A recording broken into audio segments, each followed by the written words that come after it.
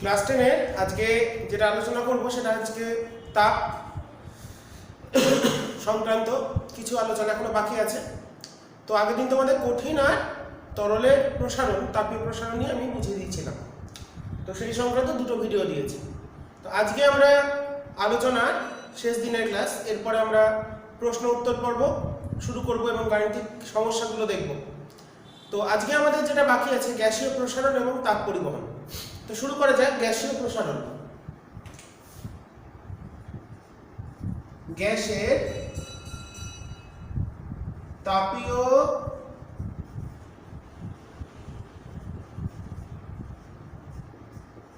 প্রসারণ।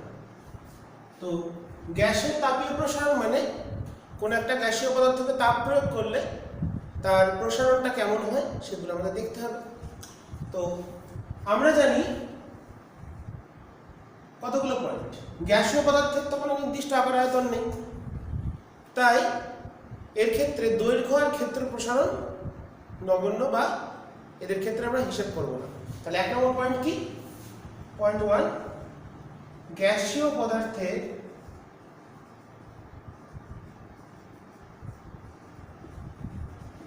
নির্দিষ্ট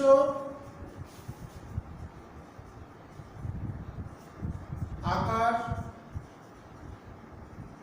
না থাকায়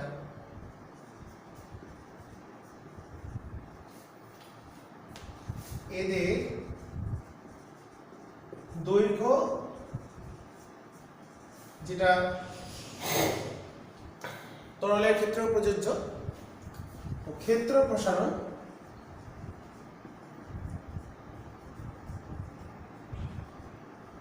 নির্ণয় করা হয় না।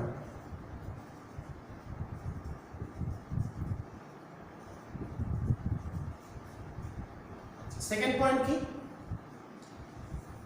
গ্যাসের প্রসারণ পাত্রের প্রসারণের তুলনায় অনেক বেশি হয়। কোনো একটা পাত্রে আবদ্ধ গ্যাসকে যদি আমরা উত্তপ্ত করি, তার চাপ আয়তনের যে পরিবর্তন সেগুলো অনেক বেশি পাত্রের প্রসারণের তুলনায়।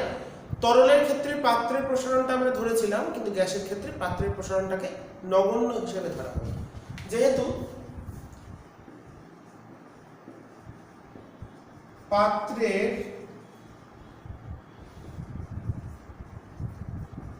প্রসারণের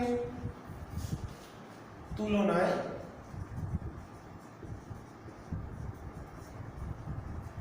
গ্যাসীয় পদার্থের প্রসারণ অনেক বেশি হয়, তাই এক্ষেত্রে পাত্রের প্রসারণ নগণ্য। তরলের ক্ষেত্রে আমরা আয়তন নির্ণয় করেছি, এখানে আয়তন আর চাপ দুটোই দেখব, কিন্তু গ্যাসের ক্ষেত্রে পাত্রের প্রসারণ ধরা হবে না, যেটা তরলে ধরেছিলাম। ঠিক আছে, ক্লিয়ার? আচ্ছা, নেক্সট, সকল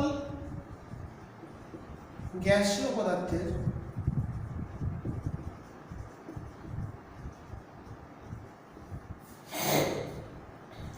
আয়তন ও চাপ প্রসারণ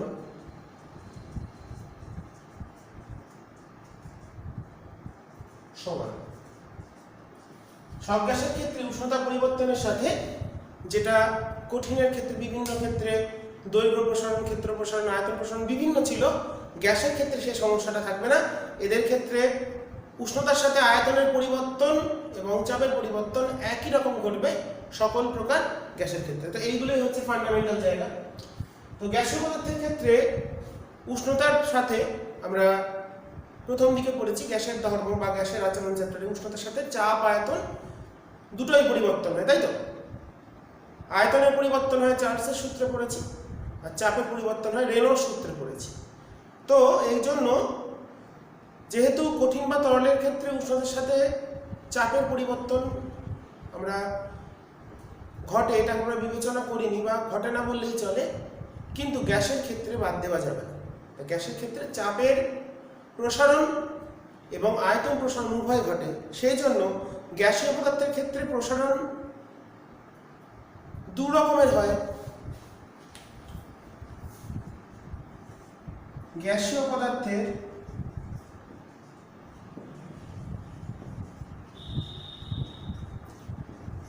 উষ্ণতার সাথে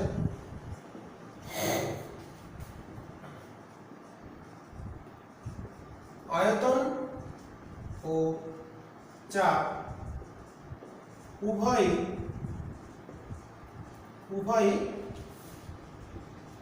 পরিমাপযোগ্য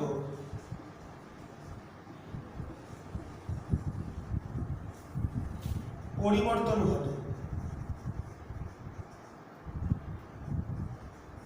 তাই মনে রাখতে হবে, যখন আয়তন প্রসারণ আমরা নির্ণয় করব তখন চাপ স্থির, আর চাপ প্রসারণ নির্ণয় করার সময় আয়তন স্থির। ক্লিয়ার? যেহেতু দুটোরই পরিবর্তন খুব পরিমাপযোগ্য হয়, ছোটখাটো কিছু হয় না, তাই আয়তন প্রসারণ নির্ণয়ের ক্ষেত্রে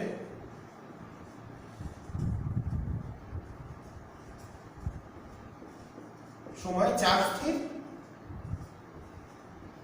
ও চাপের প্রসারণ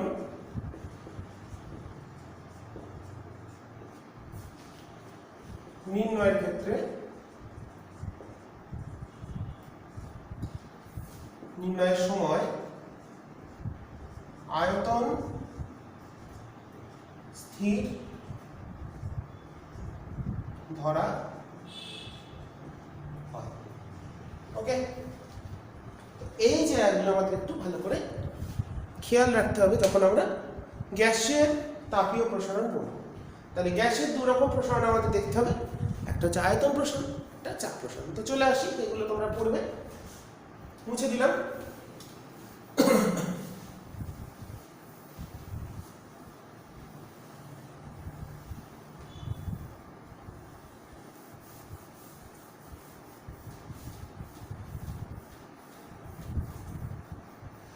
তো গ্যাসের ক্ষেত্রে গ্যাসের প্রসারণ দ্বারা দু রকম, একটা আয়তন প্রসারণ আর একটা হচ্ছে চাপ প্রসারণ।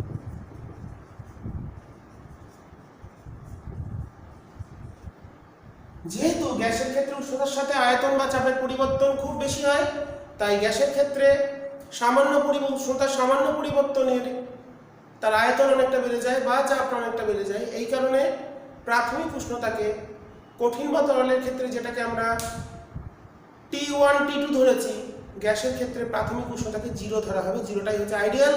0তে ধরা হচ্ছে গ্যাসের যে আয়তনটা দখল করবে সেটাকেই আমরা স্কেল হিসাবে ধরে নিই বা প্রাথমিক হিসাবে ধরে নিই।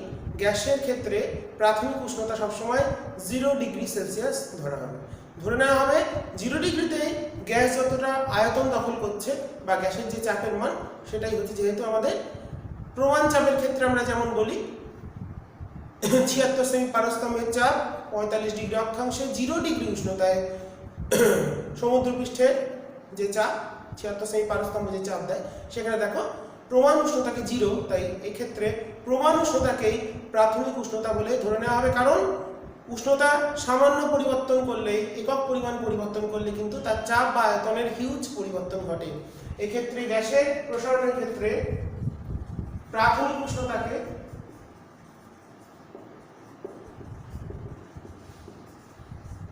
জিরো ডিগ্রি সেলসিয়াস, যেটা হচ্ছে আমাদের প্রমাণ উষ্ণতা বা 273 কেলভিন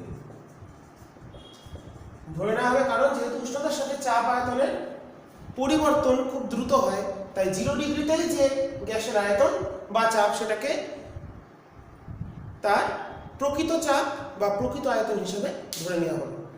আচ্ছা, তাহলে আয়তন প্রসারণের ক্ষেত্রে ধরে নেব চাপ স্থির। তো আমি এখানে ছকের সাহায্যে করছি। তো মনে করছি 0 ডিগ্রি উষ্ণতায় নির্দিষ্ট চাপে নির্দিষ্ট ভরের গ্যাসের আয়তন V0 cc। মনে করি 0 ডিগ্রি সেলসিয়াস উষ্ণতায় স্থির চাপে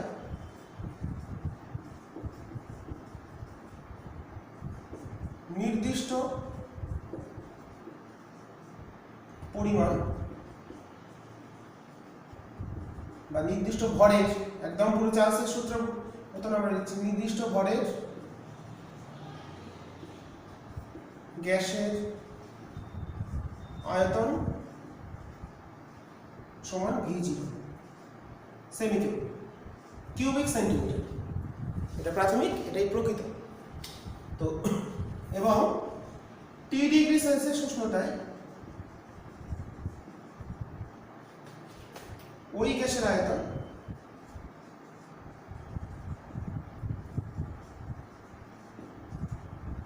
সমান V, ধরছেন এখানটা একটুখানি বাড়িয়ে নিই, VT সিসি।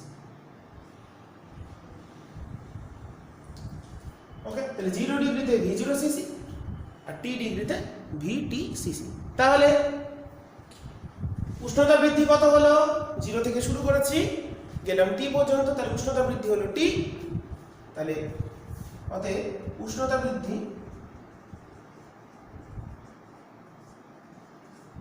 হলো T minus 0, that is T।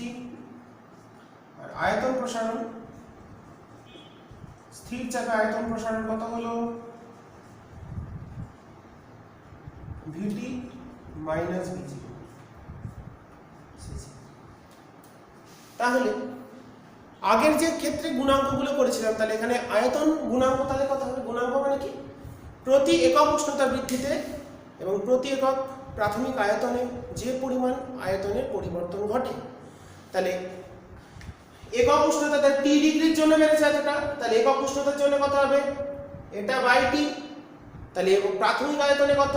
তাহলে V0 থেকে প্রতি একক উষ্ণতা বৃদ্ধিতে বেড়েছে VT minus V0 by T। তাহলে এখানে লিখি, এটা পরে আমি ওই জায়গায় লিখছি। সুতরাং দেখতে পারো তোমরা, সুতরাং প্রতি একক প্রাথমিক আয়তন ও প্রতি একক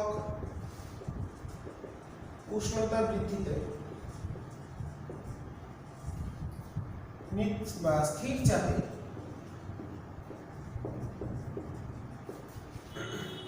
নির্দিষ্ট কথাগুলো লিখতে হবে, তাই লিখে দিচ্ছি। গ্যাসের প্রসারণ থেকে কিচ্ছু আসেনি, গ্যাসের প্রসারণ থেকে কিচ্ছু আসেনি, তাহলে বুঝতেই পারছি একটু ইম্পর্টেন্ট আছে বছর। নির্দিষ্ট ভরের গ্যাসের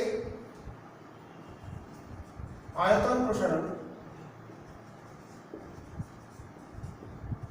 সেটাই হচ্ছে, তাকেই বলা হচ্ছে আয়তন গুণাঙ্ক।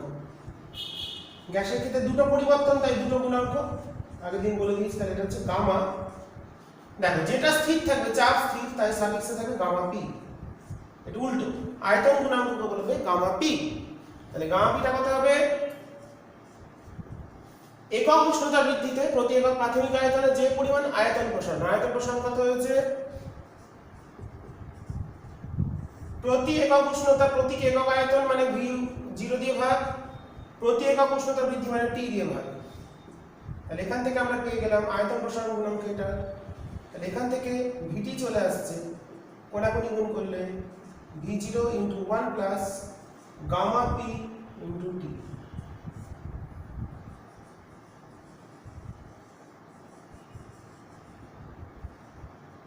ওকে, তো এবার এই যে আয়তন গুণাঙ্ক হলো, আমরা লিখে ফেললাম খুব সহজেই। তো এবার যদি আমরা চার্লসের সূত্রে চলে যাই,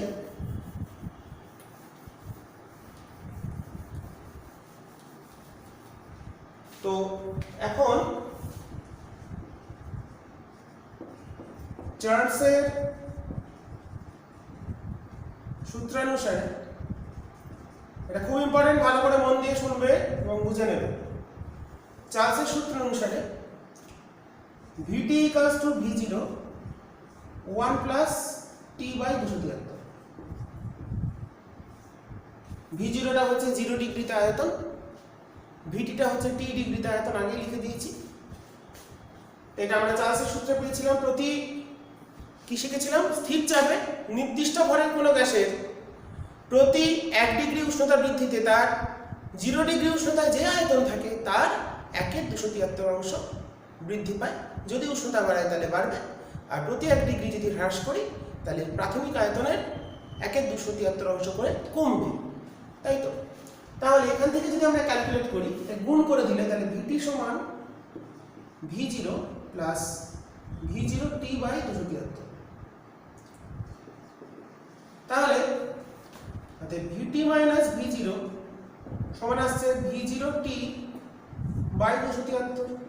তাহলে এখান থেকে দেখো VT minus V0 by V0T, মানে V0T টা নিচে আনলাম, সমান চলে আসছে 1 বাই 273। তাহলে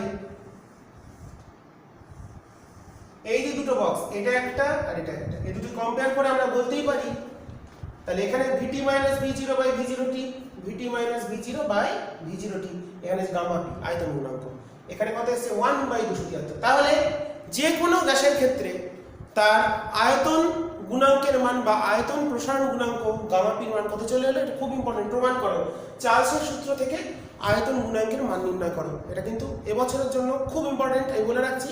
তোমরা মাধ্যমিক পরীক্ষা দিতে গিয়ে দেখবে, আশা করি প্রশ্নটা এবছর আসতে পারে, ঠিক আছে? তাহলে তুলনা করে পাচ্ছি, অতএব গামা পি সমান 1 বাই 273 একক কি পার ডিগ্রি সেলসিয়াস।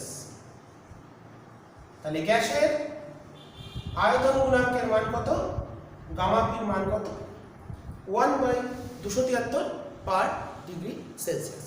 ওকে, তাহলে এই হলো আমাদের আয়তন প্রসারণ। চাপ প্রসারণটা সিলেবাসে নেই, তাও একটু বলে দিই। তাহলে গ্যাসের আয়তন, সকল গ্যাসের ক্ষেত্রে আয়তন প্রসারণ গুণাঙ্কের মান স্থির, যার মান 1 বাই 273। চাপ প্রসারণটা একটু বলে দিই, একটু তোমরা ঠিক করে নেবে।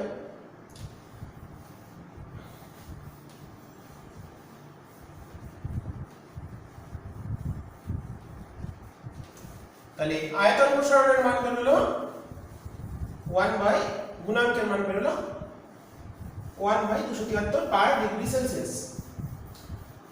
চাপ গুণাঙ্ক মানে কি? চাপ গুণাঙ্ক মানে এর ক্ষেত্রে আয়তন স্থির।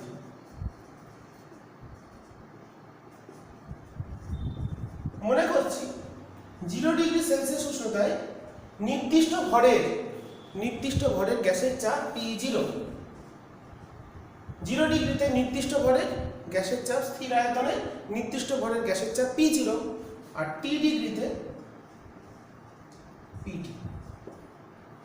তাহলে এক্ষেত্রে উষ্ণতা 0 ডিগ্রিতে চাপ P0, T ডিগ্রিতে চাপ PT, তাহলে উষ্ণতা বৃদ্ধি কত? একই জিনিস, T ডিগ্রি সেলসিয়াস। আর চাপ প্রসারণ হচ্ছে কত, চাপ বৃদ্ধি কত পেয়েছে, PT মাইনাস P0। সুতরাং এটা তার নেই, এটা হয়ে গেছে। সুতরাং প্রতি স্থির আয়তনে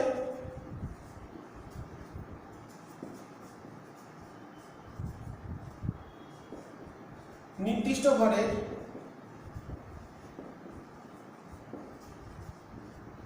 কোন গ্যাসের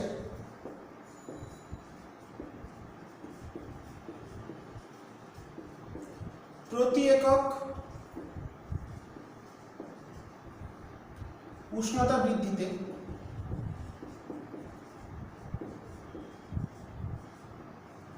ও প্রতি একক, প্রতি মানে ভাগ থাকবে, নিচে থাকবে, এটা মনে হয়। প্রতি একক উষ্ণতা মানে বাই টি, প্রতি একক আয়তন হলে বাই V0, প্রতি একক চাপ হলে বাই P0, প্রতি একক প্রাথমিক চাপে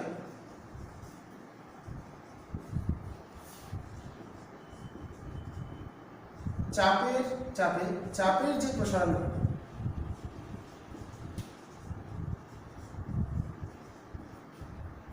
ঘটে তাকেই বলা যায় চাপ গুণাঙ্ক। এটার মান গামা ভি, যেহেতু ভিটা কনস্ট্যান্ট তাই গামা ভি। তাহলে গামা ভিটা কত হবে?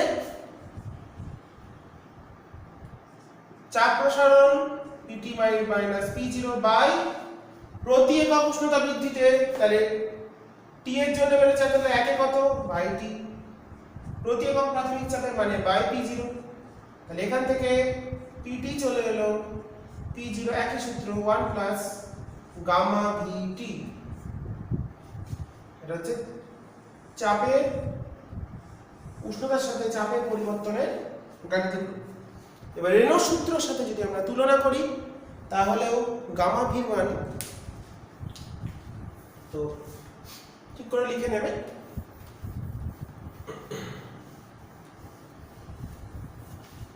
তো এখন রেনল্ডস চাপের সূত্রানুসারে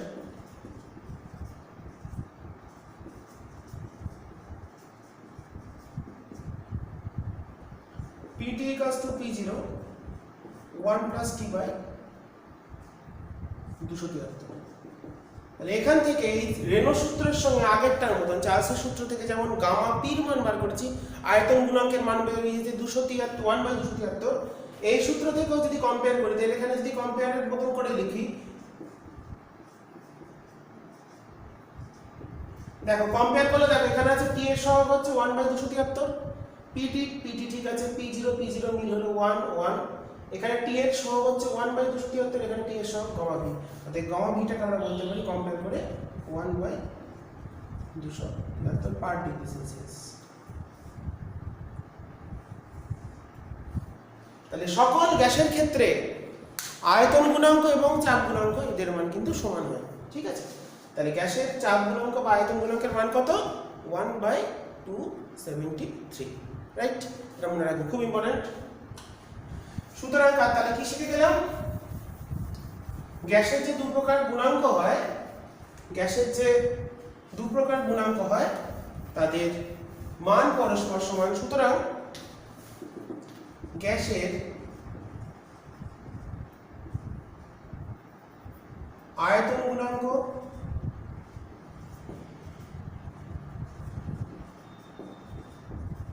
ও চাপ গুণাঙ্কের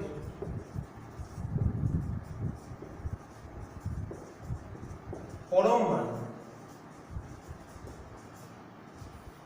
পরস্পর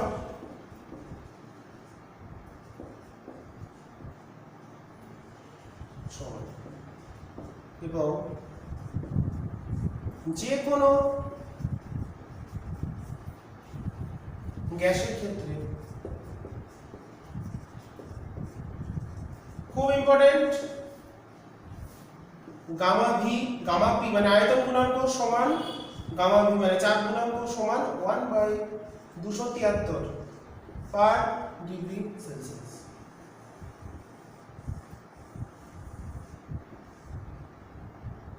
তাহলে 1 বাই 273 পার ডিগ্রি সেলসিয়াস যে কোনো গ্যাসের ক্ষেত্রেই এদের মান পরস্পর সমান হবে। একটা প্রবলেম করি, ভালো প্রবলেম। স্থির চাপে বলে দিয়েছে নির্দিষ্ট ভরের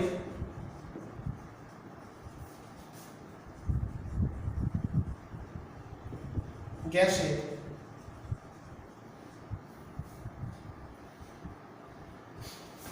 80 ডিগ্রি সেলসিয়াস উষ্ণতায়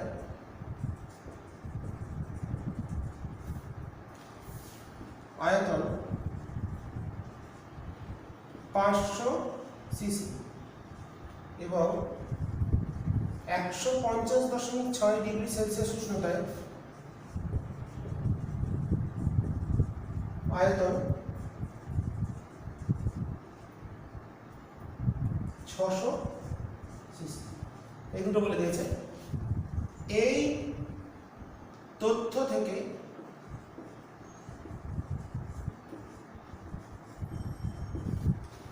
গ্যাসের আয়তন গুণাঙ্কের মান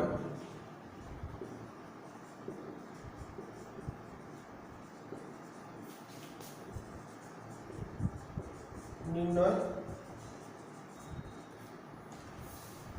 করো। তাহলে 80 ডিগ্রি উষ্ণতায় হচ্ছে 500, আর 150.6 ডিগ্রি সেলসিয়াস উষ্ণতায় হচ্ছে 600। তাহলে গ্যাসটির আয়তন প্রসারণ বা আয়তন গুণাঙ্কের মান কত? দেখো আমরা সলিউশনটা করি, ওপরটাই করি।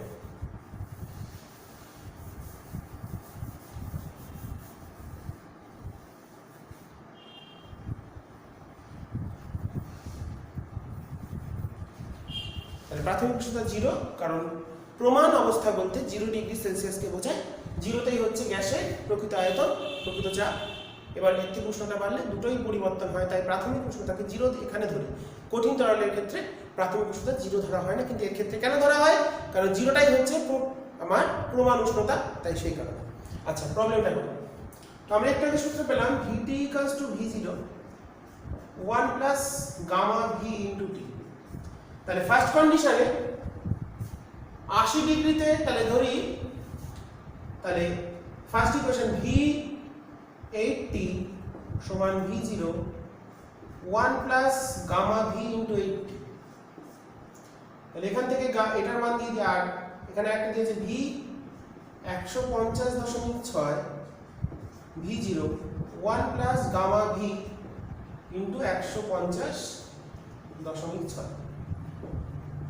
ওকে, প্রথম ক্ষেত্রে উষ্ণতা বৃদ্ধি কত? 0 থেকে 80, তাই এখানে T এর মানটা 80 বসলো। দ্বিতীয় ক্ষেত্রে উষ্ণতা বৃদ্ধি কত? 0 থেকে 150.6, তাই মানটা বসলো 100। এটা গুণিত চিহ্ন দিয়ে দিই। ওকে, তাহলে এই দুটো থেকে আমরা যদি ভাগ করে দিই, তাহলে এটা ইকুয়েশন নাম্বার, এটা হচ্ছে 80 ডিগ্রি সেলসিয়াস উষ্ণতায়, এটা 150.6 ডিগ্রি সেলসিয়াস উষ্ণতায়। রাইট, প্রবলেমটা আসতেই পারে। এখন প্রবলেম আসার একটু ভুল করেছে। তো প্রথমটাই 500, তারপরটা 600, তোমরা ঠিক করে লিখে নেবে, অঙ্কটা মুছে দিলাম। তো তাহলে V8T বাই V150.6, তাহলে V0 কেটে গেল 1 প্লাস 80 গামা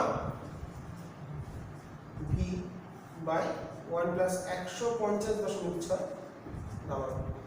আচ্ছা, এটার মান কত বলে দিয়েছে? 500 আর 600, তাহলে 5 এর 6 500 বাই 600 লিখি।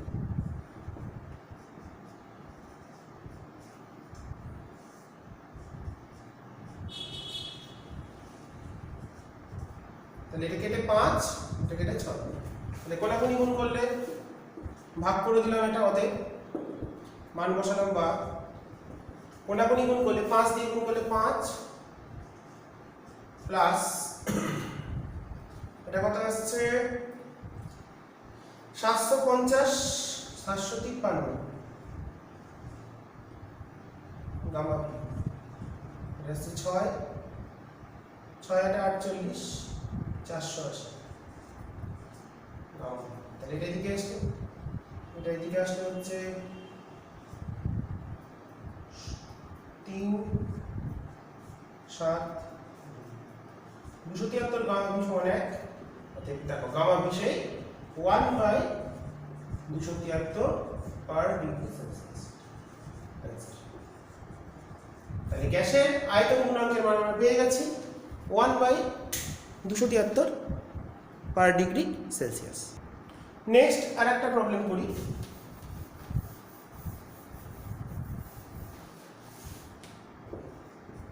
স্থির চাপে নির্দিষ্ট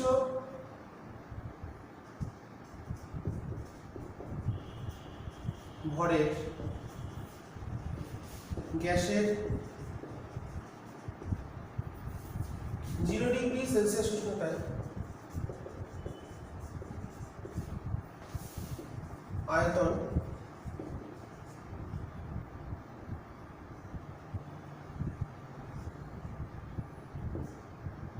100 সিসি এবং 136.5 ডিগ্রি সেলসিয়াস উষ্ণতায় আয়তন 150 সিসি। গ্যাসটির আয়তন গুণাঙ্ক বা আয়তন প্রসারণ গুণাঙ্ক একটু অন্যরকম লিখলাম, একই মানে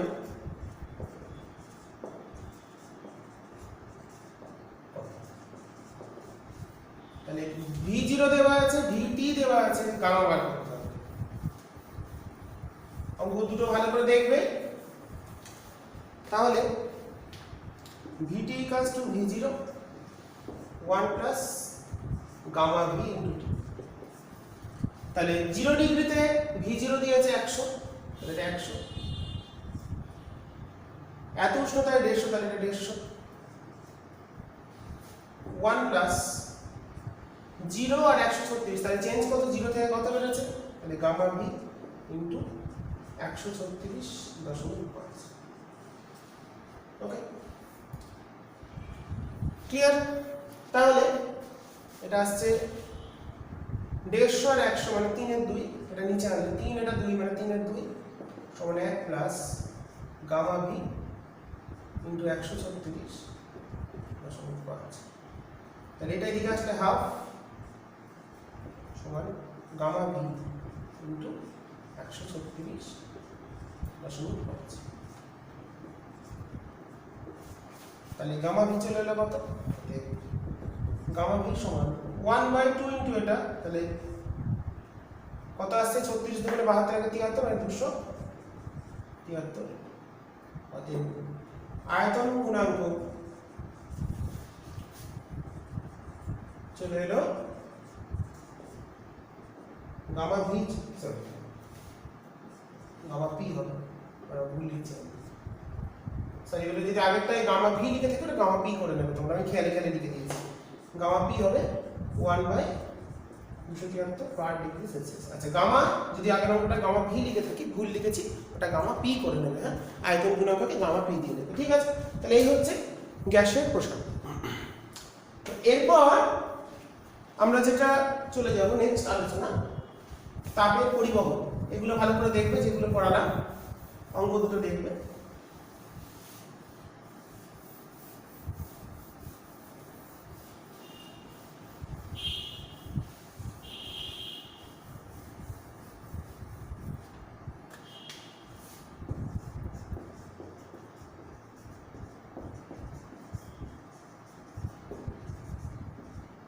তাপের পরিবহন কোথায় ঘটে, কঠিন পদার্থে।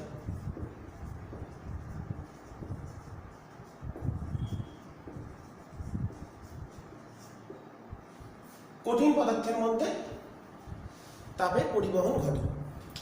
তো তাপের পরিবহন মানে কঠিন পদার্থের কণাগুলো তাপ শক্তিকে এক স্থান থেকে অন্য স্থানে নিয়ে যায়।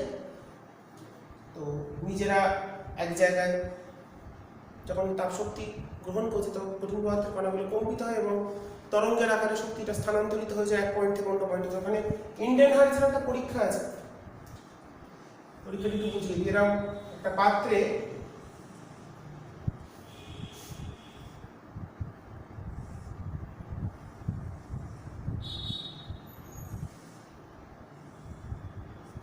এখানে কতগুলো ছিদ্রযুক্ত,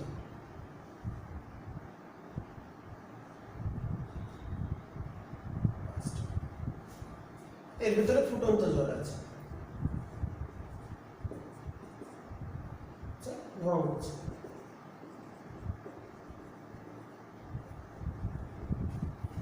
কেমন আসছে ভিউটা, ধোঁয়া উঠছে দেখতে পাচ্ছি। তো এই ছিদ্রগুলোতে কি আছে, কতগুলো ধাতব দণ্ড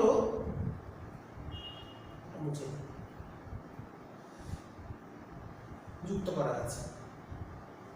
এর নিচে বার্নার আছে, বার্নার দিয়ে এটাকে হিট করা হচ্ছে কন্টেনারটাকে, যাতে এটা ফুটন্ত জল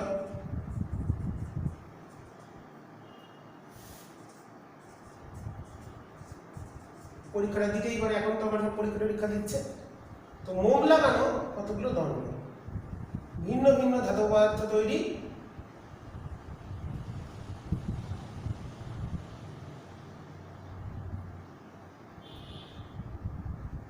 কতগুলো দণ্ড, প্রত্যেকটা মোমের প্রলেপ দেওয়া আছে, পুরোটা মোমের প্রলেপ দিয়ে, পাতলা একটা প্রলেপ দিয়ে যুক্ত করে দিয়েছে এই ছিদ্রের সাহায্যে।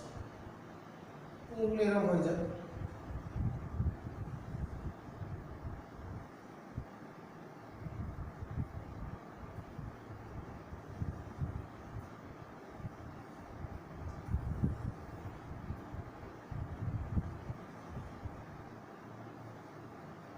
Like this.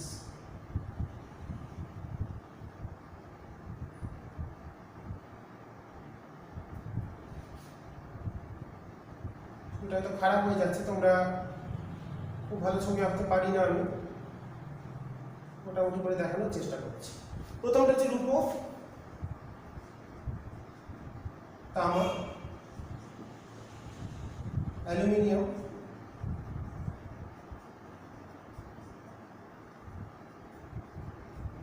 লোহা, লাস্টেরটা নিয়েছে কাঁচ, অধাতু। তো গরম জলের সংস্পর্শে এলে একটু অন্য কালার ইউজ করি। গরম জলের সংস্পর্শে এলেই তো পরিবহন শুরু হবে। তো দেখা যায় রূপোর ক্ষেত্রে যে মোমেন্ট প্রলেপ ছিল, মানে এই পুরোটা ছিল, এই লালটা দিয়ে মোমেন্ট প্রলেপটা বোঝাতে চাইছি। রূপোর ক্ষেত্রে এতখানি অবধি তাপ চলে এসছে পরিবহন, তামার ক্ষেত্রে আর একটু বেশি, মোম পড়ে আছে, গলেনি পুরোটা নির্দিষ্ট সময়। অ্যালুমিনিয়ামের ক্ষেত্রে আরো বেশি,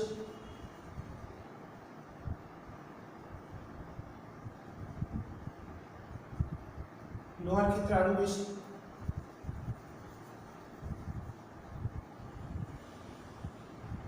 আর কাঁচা আরো বেশি, প্রায় নেই বললেই চলে। তো মোমটা বেশিরভাগ সবচেয়ে বেশি গলে গেছে কিসে? রূপো যেটা, তার ক্ষেত্রে সবচেয়ে বেশি গলে গেছে। রূপোর ক্ষেত্রে সবচেয়ে বেশি গলেছে, কাঁচের ক্ষেত্রে সবচেয়ে কম গলেছে। তার মানে সবচেয়ে ভালো পরিবাহী কোনটা? রূপো, তার থেকে একটু কম তামা, সবচেয়ে খারাপ হচ্ছে। তাহলে পরিবহন ক্ষমতা অনুসারে, তাহলে এটা হচ্ছে ইন্ডিয়ান হাজের পরীক্ষা।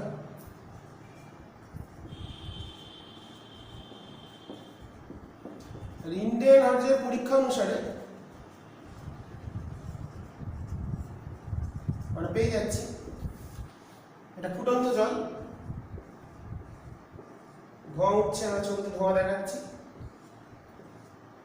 প্রচন্ড ফুটছে গরম জল। তলায় বার্নার আছে, বার্নার দেখা যাচ্ছে না, বার্নারটা আমি মারতে পারলাম না, জায়গা নেই। তলা দিয়ে তাকিয়ে দেখতে পারি আছে নাকি নেই। তো বলি স্যার বার্নার দেখা যাচ্ছে না, মানে বার্নার দেননি আমি। যাই হোক, আছে ধরে নাও, ফুটন্ত জল ফুটছে। ইন্ডিয়ান হাজের পরীক্ষা অনুসারে দেখতে পাচ্ছি সবচেয়ে ভালো পরিবহন ক্ষমতা হচ্ছে রূপো। তাহলে পরিবহন ক্ষমতার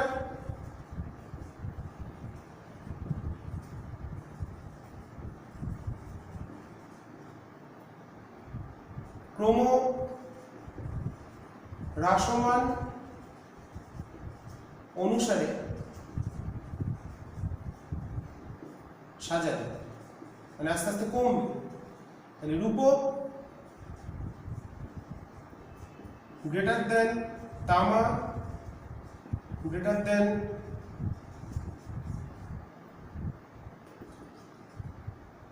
ধরছে না অ্যালুমিনিয়াম, শর্টে লিখলাম অ্যালুমিনিয়াম, এই সাইড থেকে লিখি, সরি এতে লিখি রূপো, silver greater than copper, aluminium, iron, কাঁচ। কাঁচকে গ্লাস লিখে দিই, কথায় লিখে দিই গ্লাস।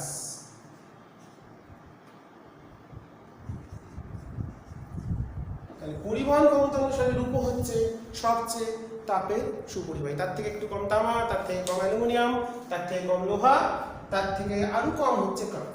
কাঁচ হচ্ছে তাপের কুপরিবাহী, তাই ওর ক্ষেত্রে বেশিরভাগটাই মোম থেকে গেছে। এগুলো হচ্ছে মোমের প্রলেপ।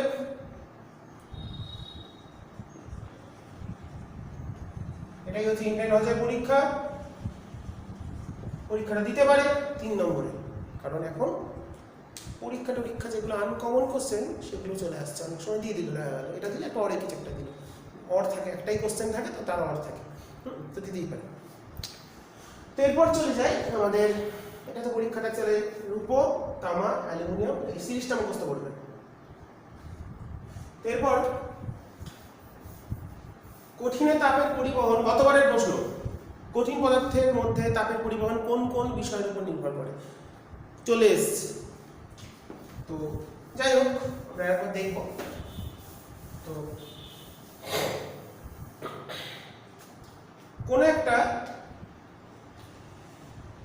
পরিবাহী স্ল্যাব আছে,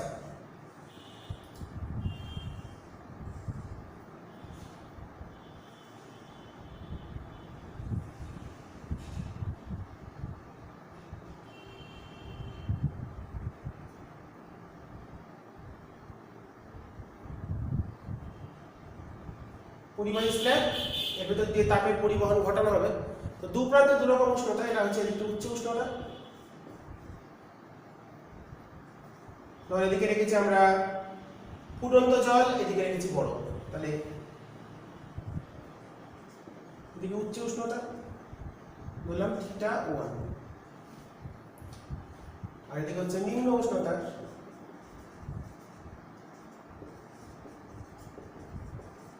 বললাম θ2। আচ্ছা, যেখান দিয়ে তাপ পরিবহন হবে, এই যে তলটা, যে তলের ভিতর দিয়ে হচ্ছে, যেমন ধরো যখন আমরা একটা পাত্রে জল গরম করি, প্রধান পরিবহনটা হয় তলদেশ দিয়ে, তাহলে সেটাই হচ্ছে এই তলটা। পরিবহন যে তল, এই নাম দিয়ে একটা পি কিউ আর এস, এই পি কিউ আর এস তলের ক্ষেত্রফল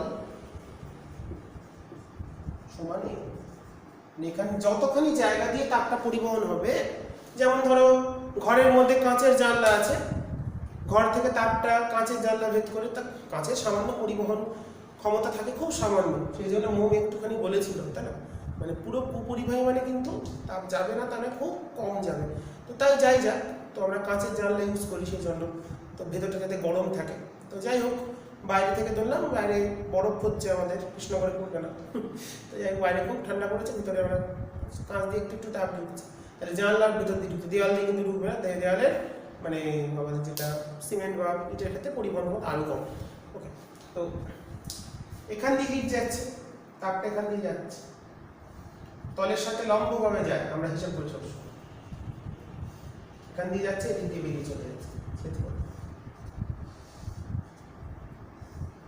লালটা খুব ব্লার হয়ে আসছে মনে হচ্ছে নাকি?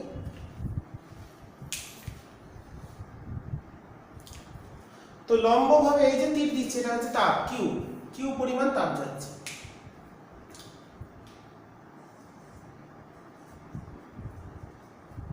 কিউটা কি? তলের সাথে লম্বভাবে প্রবাহিত তাপ। মনে করি কিউটা কি?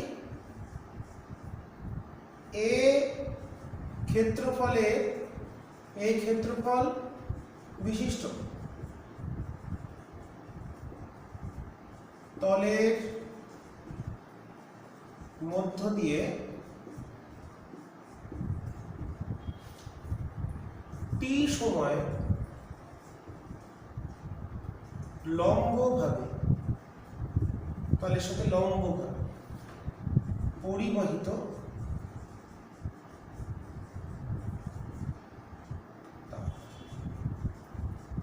উচ্চ উষ্ণতা থেকে নিম্ন উষ্ণতায় তাপের পরিবহন ঘটে, এটা আমরা পড়েছি ক্যালোরিমিটারে অনেকটা। এখানে কিন্তু যতটা তাপ দেবে না, ততটাই তাপ নেবে, মানে এর ক্ষেত্রে যতটা তাপ হ্রাস ঘটবে ততটাই তাপ গ্রহণ করবে। দ্বিতীয় জন এখানে ধরেই নিচ্ছি কোনো তাপের লস হচ্ছে না, এখানে তাহলে শক্তির সংরক্ষণ নীতি মেনে চলছে। এই যে দেওয়ালটা স্ল্যাব ধরেছি, ডিটা হচ্ছে বেদ, তাহলে পরিবাহিত তাপ কিউ, চারটে সূত্র। 1 নম্বর, প্রথম হচ্ছে পরিবাহিত তাপ সমানুপাতিক উষ্ণতার পার্থক্য। খুব সাধারণ ব্যাপার, যত উষ্ণতার পার্থক্যটা বেশি হবে, যত উষ্ণতার পার্থক্য বেশি হবে, যদি একই বেধের এবং একই ক্ষেত্রফলের ভিন্ন ভিন্ন উপাদানের, আমরা ভিন্ন ভিন্ন একই উপাদানের কতগুলো পাত্র নিই বা কতগুলো তল কল্পনা করি, তাহলে যে তলের ক্ষেত্রে উষ্ণতার পার্থক্য বেশি হবে, দু প্রান্তের উষ্ণতার পার্থক্য যত বেশি হবে, তাপ পরিবহন, পরিবাহিত তাপ তত বেশি হবে। পরিষ্কার ব্যাপার? চিন্তা করো, জল গরম করছো একটা পাত্রে, একটা পাত্রে ছোট ওভেন দিয়ে করছো, বড় ওভেন দিয়ে করছো, কোনটা তাড়াতাড়ি হবে? কোনটা তাড়াতাড়ি? বড়টা তো, নিশ্চয়ই বড়টা। কেন? বড় ওভেন থেকে বেশি পরিমাণ তাপ বের হচ্ছে, বা বড় ওভেনের টেম্পারেচার বেশি, রাইট? বড় ওভেনের টেম্পারেচার বেশি, জল আর ওভেনের টেম্পারেচার ডিফারেন্সটা যত বেশি তত দ্রুত তাপ চলে আসবে, রাইট?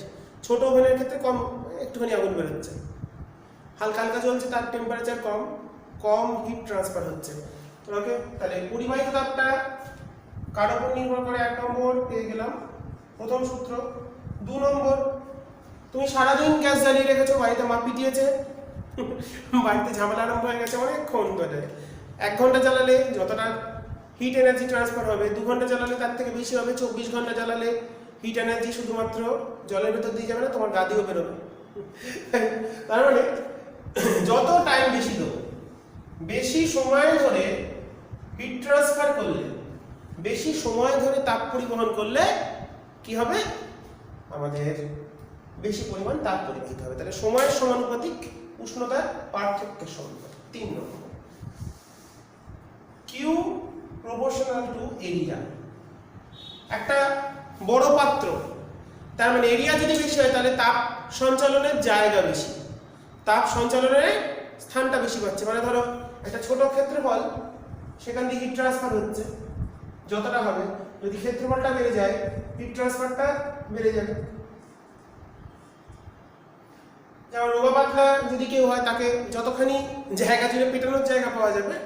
যদি বড় সড়ো চেহারা হয় তাহলে তার ক্ষেত্রে পেটানোটা বেশি জায়গা। কিসব আজে বাজে উদাহরণ দিচ্ছি, তাই না? মারকুটি উদাহরণ। তাহলে ক্ষেত্রফলের সমানুপাতিক, সময়ের সমানুপাতিক, উষ্ণতার পার্থক্যের সমানুপাতিক। 4 নম্বর, যত মোটা বেধ হবে, এটা ধরো পাতলা, ধরো দুটো, এটা একটু মোটা বেধ, এখানে যত দ্রুত তাপ চলে যেতে পারবে, এখানে কিন্তু যেতে পারবে না, কারণ বেধ বেশি মানে সেখানে বাধা বেশি। তার মানে heat transfer is proportional to 1/d, ব্যস্তানুপাতিক।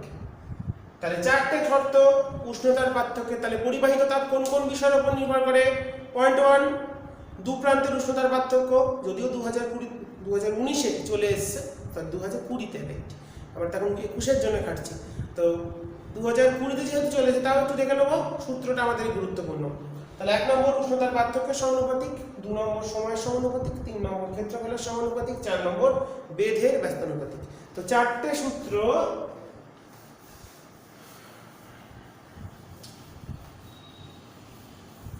এই 4টে সূত্রকে যদি আমরা জুড়ে দিই, 4টে সূত্রকে যদি আমরা জুড়ে দিই, তাহলে কিউ সমানুপাতিক হচ্ছে a θ1 - θ2 T/d।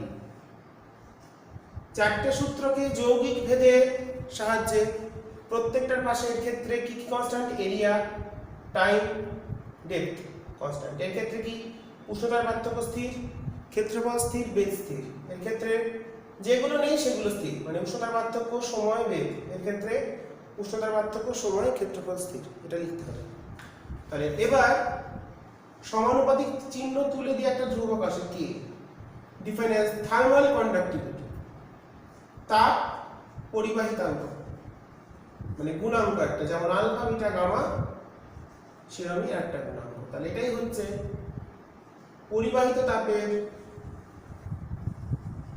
প্রধান সূত্র।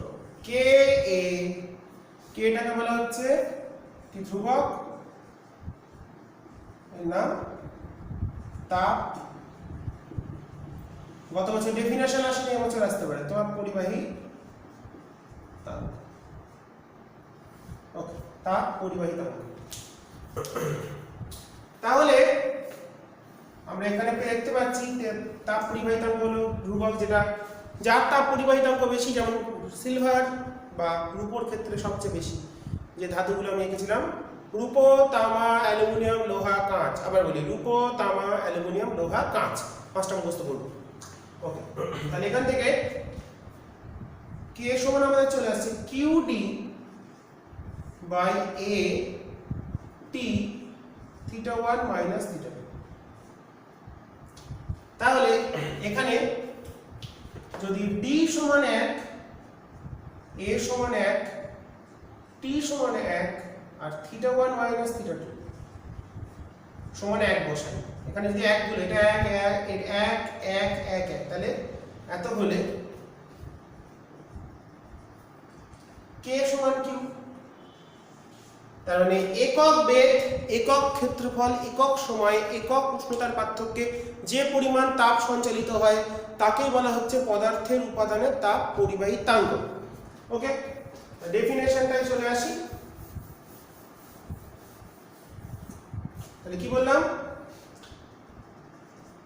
একক ক্ষেত্রফল ও একক বেধ সম্পন্ন কোন পরিবাহী দুই প্রান্তে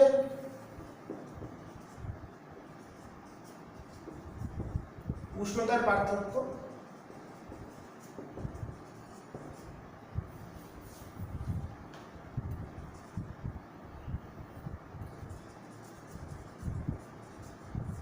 একক হলে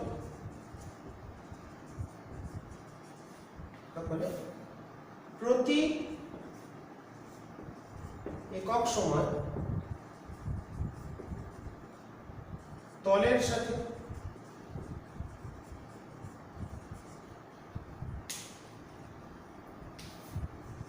যে পরিমাণ তাপ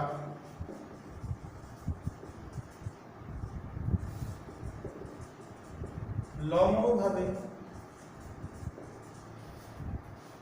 পরিবাহিত হয়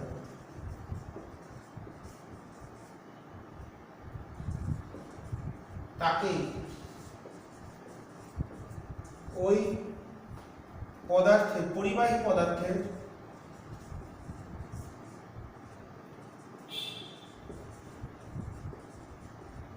উপাদানের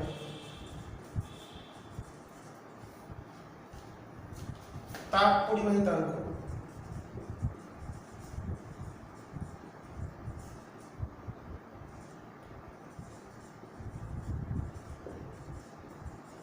বলা হয়। ওকে, তাহলে এটা থার্মাল কন্ডাক্টিভিটি বা কে এর ডেফিনেশন। তাহলে ডি সমান 1 আমরা দেখতে পাচ্ছি, ডি সমান 1, এ সমান 1, এগুলো যদি এক এক হয় তাহলে সেই ক্ষেত্রে একক ক্ষেত্রফলে একক বেধে একক সম বেধ সম্পন্ন পরিবাহী দুই প্রান্তে উষ্ণতার পার্থক্য যদি একক হয় তাহলে একক সময় যে পরিমাণ তাপ লম্বভাবে পরিবাহিত হয় তাকে বলা হয় ওই পদার্থের উপাদানের তাপ পরিবাহিতাঙ্ক। কারণ টাইম অনেকটা এগিয়ে গেছে, একটু তাড়াতাড়ি বলার চেষ্টা করলাম। আচ্ছা, একক মাত্রা, কে এর একক মাত্রা করব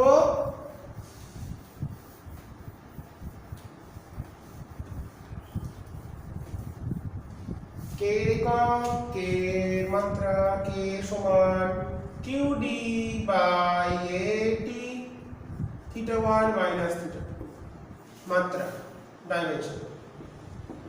মাত্রিক সংখ্যা কি? কিউ মানে তাপ মানে শক্তি, ml square t minus 2 into l, d মানে দৈর্ঘ্য মানে l, এরিয়া মানে l স্কয়ার, এরিয়া মানে l স্কয়ার, t মানে টাইম মানে সময় যা থেমে থাকে না, টেম্পারেচার হলো থিটা, টেম্পারেচার ডিফারেন্স, টেম্পারেচারের মাত্রিক সংকেত হলো থিটা। তাহলে কাটাকুটি করে এলো মাত্রিক সংকেত অফ থার্মাল কন্ডাক্টিভিটি বাংলা ইংরেজি একসাথে, তাহলে হলো m LT minus 3 theta minus 1. This is the dimensional formula for thermal conductivity. Okay. Now unit CGS. Q by D. This is calorie. এখান থেকে দিতে পারবে, this is calorie. মেকান দিয়ে বসাচ্ছি, এটা দিয়ে বসানো যায়। Calorie. This is centimeter. This is semi square, this is second, this is degree Celsius. Okay, so finally we can write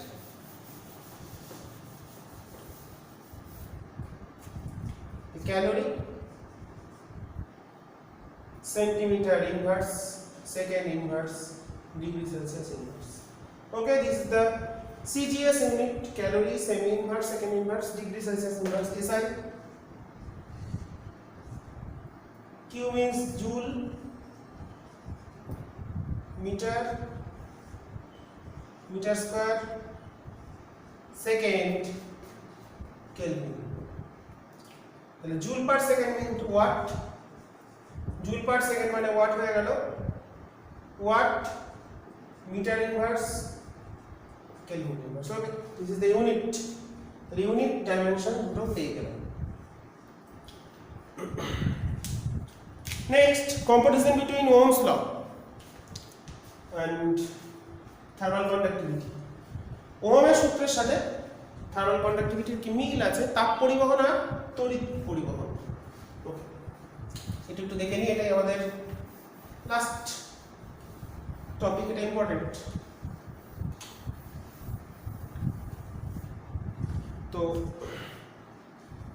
Ohm's লতে দেখেছি ওহমের কোন একটা পরিবাহীর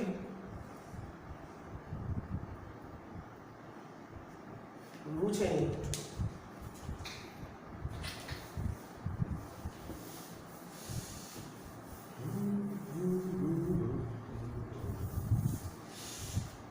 আর তাপ পরিবহন তুলনা করছি যখন ছবি দিয়ে কি লিখছি? তাপ পরিবহন।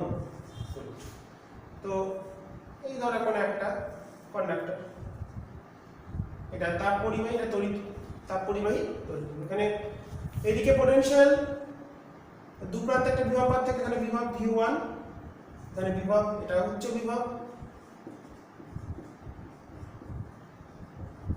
এটা হচ্ছে নিম্ন বিভব।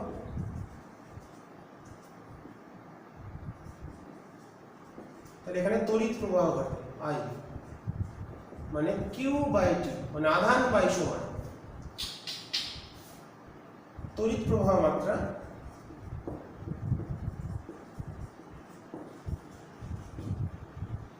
I সমান আধান বাই সময়, আধান প্রবাহের হার, আধান বাই সময় সমান হচ্ছে বিভব পার্থক্য বাই পরিবাহী রোধ। আরটা হচ্ছে রোধ, এর রোধ হলো R। Similarly for heat conduction, তাপ পরিবহনের ক্ষেত্রে এই প্রান্তের temperature θ1, higher temperature, lower temperature, this is D, this is cross sectional area A, যেখান থেকে হিটটা ট্রান্সফার হচ্ছে। Q পরিমাণ হিট যাচ্ছে Q, দেন Q সমান হয়ে গেল লিখি K A θ1 - θ2 T/D। তাহলে এটাকে যদি বলি আধান প্রবাহের হার, আধান বাই সময়, কতখানি আধান গেল একক সময়, কতটা আধান গেল, তাহলে এখানে কতটা যাচ্ছে একক সময় তাপ, দেন Q/T, এটা ছিল ক্যাপ স্মল Q/T, এটাকে ডিফাইন করতে হচ্ছে কিভাবে? Capital K। এটা হচ্ছে আধান প্রবাহের হার, এটা তাপ প্রবাহের হার। তাহলে সেটাকে লিখতে পারি, দেখো θ1 - θ2 বাই D/K। তার মানে তড়িৎ পরিবহনের ক্ষেত্রে আধান প্রবাহের হার বা তড়িৎ প্রবাহ মাত্রা নির্ভর করে কিসের উপর? বিভব পার্থক্য বাই রোধের উপর। তাহলে এখানে বিভব পার্থক্য যা ভূমিকা নিচ্ছে, এখানে কে সেই ভূমিকা নিচ্ছে? উষ্ণতার পার্থক্য। বিভব পার্থক্য, দেখো সূত্রটা কম্পেয়ার করলে এটাকে আমি লিখছি θ1 - θ2 বাই R(H)। মিল পেয়ে গেলাম V1 - V2/R, θ1 - θ2/RH। তো এই কম্পেয়ার করে দেখতেই পাচ্ছি Q/T টা, এটাকে বলতে পারি তাপ প্রবাহের হার, তাপ প্রবাহ মাত্রা বা তাপ প্রবাহের হার। কম্পেয়ার করে দুটো জিনিস, সেটা ক্লিয়ার? তো তাই যদি হয় তাহলে রোধের কাজ কি? প্রবাহ মাত্রাকে কমানো। সিমিলারলি এই D/K, এই যে এটা একটা কনস্ট্যান্ট ফর এনি কন্ডাক্টর, কোন কন্ডাক্টরের ক্ষেত্রে D মানে নির্দিষ্ট বেধের উপর তার পরিবাহীর একটা বাইরে থেকে যেগুলো মেজার করতে পারছি, তার একটা থার্মাল কন্ডাক্টিভিটি, তাপ পরিবাহিতাঙ্ক থাকবে, এরিয়া থাকবে, এগুলো বাইরে থেকে মেজার করা যায়, আর এটা আমরা অ্যাপ্লাই করছি। সিমিলারলি রোধটা থাকছে পরিবাহীর ভেতরে, পরিবাহী রোধ যেটা কার উপর নির্ভর করে আমরা জানি, ρL/A, and this is the potential difference which is applied between two ends of the conductor। তো এর ক্ষেত্রে আমরা কি অ্যাপ্লাই করছি? উষ্ণতার পার্থক্য। এর ক্ষেত্রে অ্যাপ্লাই করছি বিভব পার্থক্য। তাহলে বিভব পার্থক্য তড়িৎ পরিবহনের ক্ষেত্রে বিভব পার্থক্য যে ভূমিকা নেয় তাপ পরিবহনের ক্ষেত্রে উষ্ণতার পার্থক্য অনুরূপ ভূমিকা নেয়। সেই দিক থেকে মিল করে এই দুটো সূত্র কম্পেয়ার করে RH কে বলা হচ্ছে তাপ রোধ, থার্মাল রেজিস্ট্যান্স, এটাকে বলা হচ্ছে কারেন্ট রেজিস্ট্যান্স বা রোধ, নরমাল রোধ বলা হচ্ছে তাপ রোধ, যার সূত্র কি D/KA, খুব ইম্পর্টেন্ট, তুলনা করে বলা হলো। এবার R মানে আমরা জানি রো L/A, ওটাকে বলে আপেক্ষিক রোধ বা রোধাঙ্ক। তাহলে RH কে আমরা লিখতে পারি সিমিলারলি 1/K ইনটু L/A। ওকে, তাহলে এই ক্ষেত্রে রো যা ভূমিকা নিচ্ছে, রোধাঙ্কর যা কাজ, এটা 1/K তাই কাজ, তাই এটাকে আমরা বলবো রো H, এটাকে লিখবো রো H L/D,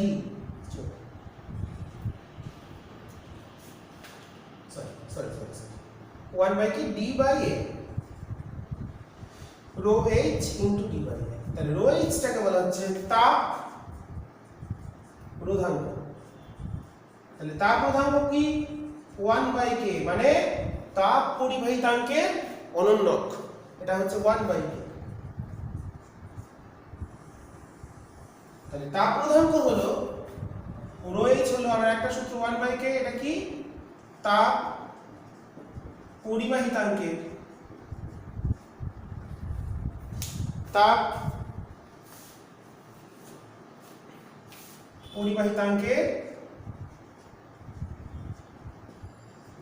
অনন্যক।